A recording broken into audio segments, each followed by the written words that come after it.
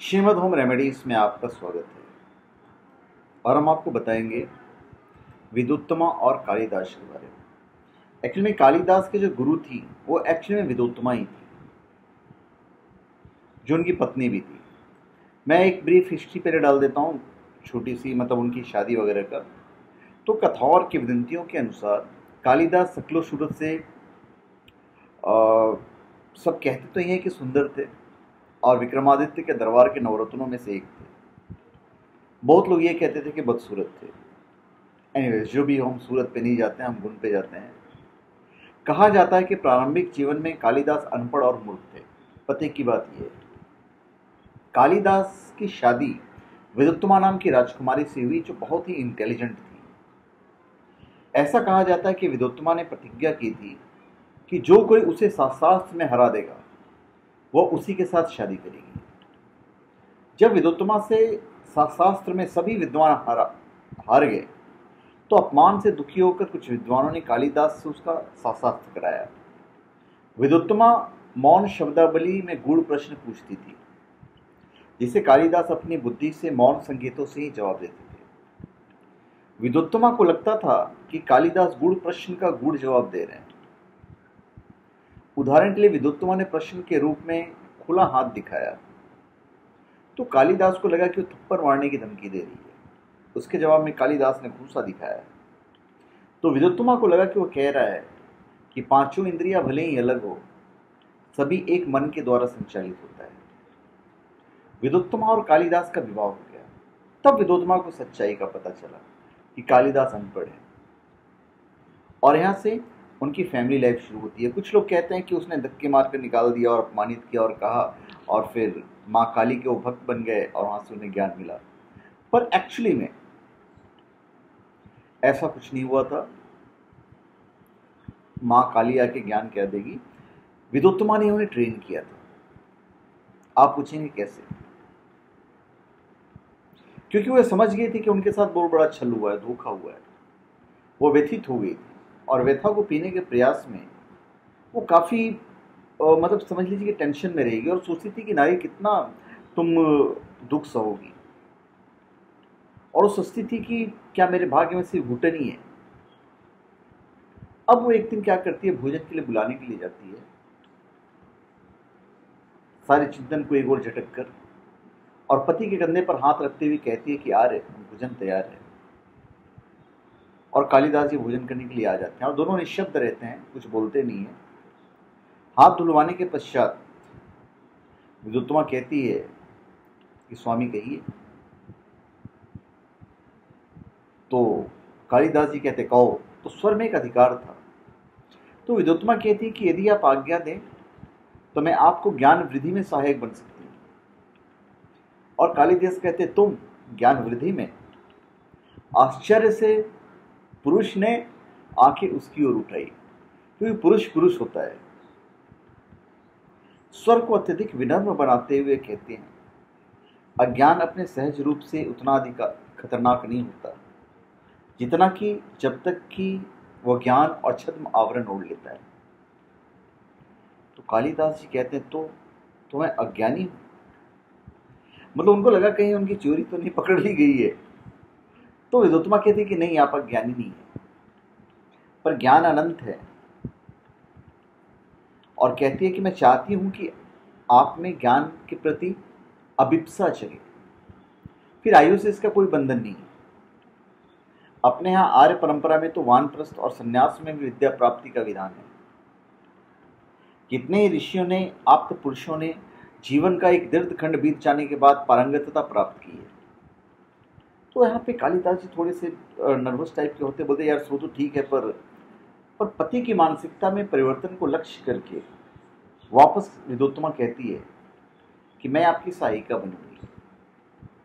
और कालिदास कहते तुम और मेरी सहायिका, तुम और मेरी शिक्षिका, पत्नी और गुरु। और वो हंस देते हैं, और वो जो हंसी रहती है वो बड़ा ही बेवकूफ़ों वाली हंसी रहती है, जहां पे सिर्फ दम्भ के सिवा और कुछ नहीं रहता है।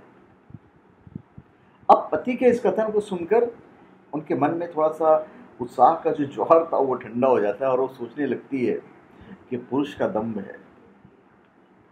नारी नीची है, वो जन्म देती है वो नीची है, जो पालती है वह नीची है, जिसने पुरुष को बोलना चलना तौर तरीके सिखाए वो नीची है, और पुरुष क्यों ऊंचा है? क्यों करता है सृष्टि के इस आदि गुरु की अवहेलना? क्योंकि उसे भोगी होने का अहंकार है।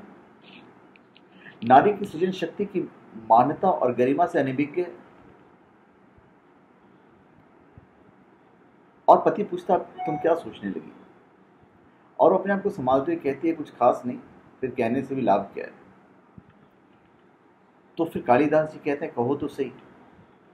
और फिर विदुत्तमा कहते हैं कि हम लोग विवाहित हैं, दाम्पत्य की गरिमा परस्पर के सुख दुख, हानि लाभ, वैभव सुविधाएं, धन यश को मिलजुल कर उपयोग करने में है। पति पत्नी में से कोई अकेला सुख लूटे, दूसरा व्यथा को धारा में पड़ा सिसकता रहे, क्या उचित है? और कालिदास फट से कहते नहीं तो फिर वो कहती है कि तो क्या आप इससे सहमत हैं कि दाम्पत्य की सफलता का रहस्य स्नेह की उस संवहन प्रक्रिया में है जिसके द्वारा एक के गुणों की ऊर्जस्विता दूसरे को प्राप्त होती है, दूसरे का विवेक पहले के दोषों का निष्कासन परिमार्जन करता है। और कालिदास कहते हैं कि ठीक कहती हो। तो फिर कहती हैं तो फिर विद्या भी धन है, शक्ति है, ऊर्जा है, जीवन का सौंदर्य है, क्यों न हम इसका मिल बांट कर उपयोग करें? और यहाँ पे कालिदास जी मान जाते हैं।